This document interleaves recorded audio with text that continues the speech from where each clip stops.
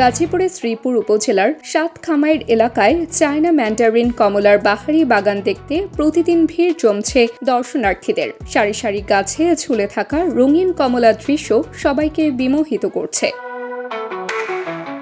শিল্প অধ্যুষিত এই অঞ্চলে বিশেষ করে শুক্র ও শনিবার মানুষের ঢল নামে। শুক্রবার সরেজমিনে গিয়ে এমনই সরব পরিবেশ ধরা পড়ে দৈনিক আওয়ার বাংলাদেশের ক্যামেরায়।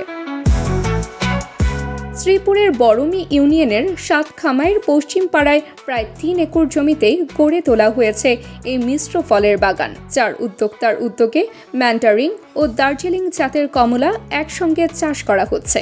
৩ বছর আগে লাগানো চারাগুলো এখন পরিপূর্ণ গাছে পরিণত হয়েছে। প্রায় প্রতিটি গাছে ঝুলছে অগণিত হলুদ সবুজ রঙের চায়না ম্যান্ডারিন কমলা, দেখলেই চোখ জুড়িয়ে যায়। বাগান জুড়ে হাঁটার পথ থাকায় দর্শনার্থীরা ঘুরে দেখার সুযোগ পাচ্ছেন, আর সেই অভিজ্ঞতায় দেখা গেছে আলাদা এক আনন্দ। যদিও গাছ থেকে কমলা পেড়ে খাওয়ার অনুমতি নেই। অনেক ভালো লাগতেছে। এত সুন্দর একটা প্লেস, গাছপালা, পরিবেশ সব মিলে অনেক সুন্দর। আমি পঞ্চগড় থেকে আসছি এই কমলা বাগান দেখার জন্য।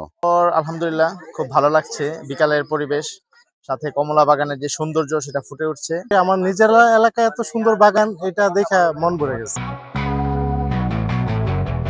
বাগান মালিক মাহমুদ সবুজ মিয়া জানান, কমলাগুলো এখনও পুরোপুরি পরিপক্ক নয়।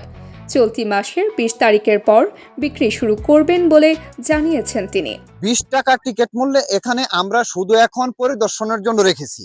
আপাতত আমাদের বাগানটি সকলের উদ্দেশ্যে বন্ধ রাখতে পারতেছি না, কারণ দূর দূরান্ত থেকে অনেক জায়গা থেকে, জেলা এবং জেলার বিভিন্ন প্রান্ত থেকে এখানে ক্রেতা দর্শনার্থীরা আসতেছে।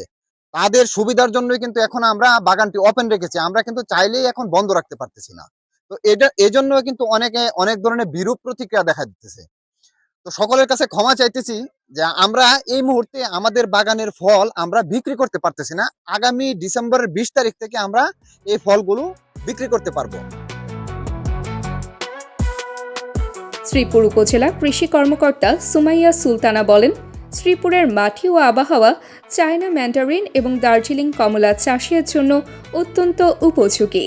আমরা কৃষি সম্প্রসারণ অধিদপ্তরের পক্ষ থেকে তাদেরকে পরামর্শ প্রদান করছি, যাতে তাদের পোকামাকড় রোগ বালাই দমন করতে পারে এবং ফলন ভালো হয়।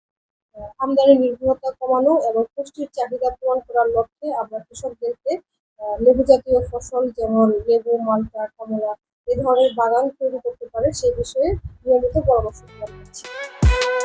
দৈনিক আওয়ার বাংলাদেশ, গাজীপুর।